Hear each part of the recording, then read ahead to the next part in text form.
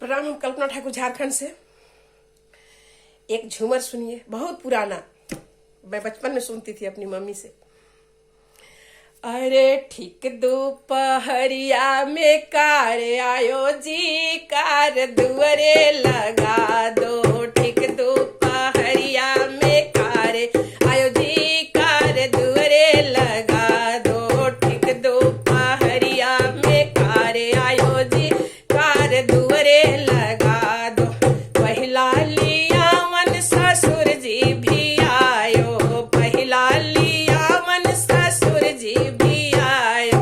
ससुरा के संग हम ना जइबो जी, कार पीछे लगा दो। ससुरा के संग हम ना जइबो जी, कार पीछे हटा दो। ठीक दोपहरिया में कार आयो जी, कार दुअरे लगा दो। ठीक दोपहरिया में कार आयो जी, कार दुअरे लगा दो।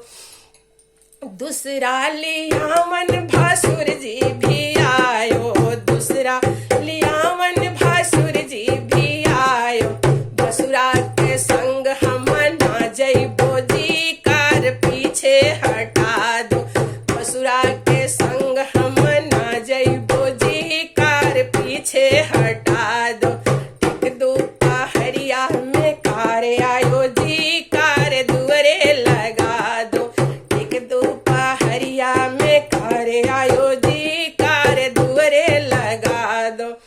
तीसरा लियावन देवर जी भी आयो, तीसरा लियावन देवर जी भी आयो। देवरा के आहे देवरा के साथ हम ना जइबो जी, कार पीछे हटा दो। देवरा के संग हम ना जइबो जी, कार पीछे हटा दो। ठीक दोपहरिया में कार आयो जी, कार दुअरे लगा दो। ठीक दोपहरिया में कार आया जी, कार दुअरे लगा दो। चौथा लियावन सैया जी भी आए, चौथा लियावन सैया जी भी आए। सैया के संग हम चल जइबो जी, कार दुअरे लगा दो। सैया के संग हम चल जइबो जी, कार आगे बढ़ा दो। ठीक दोपहरिया में कार आया जी, कार दुअरे लगा दो।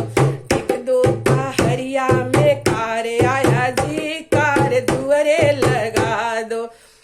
यदि ये गाना आप लोग को अच्छा लगता है झूमर, तो लाइक शेयर सब्सक्राइब कमेंट करके बताइएगा। प्रणाम।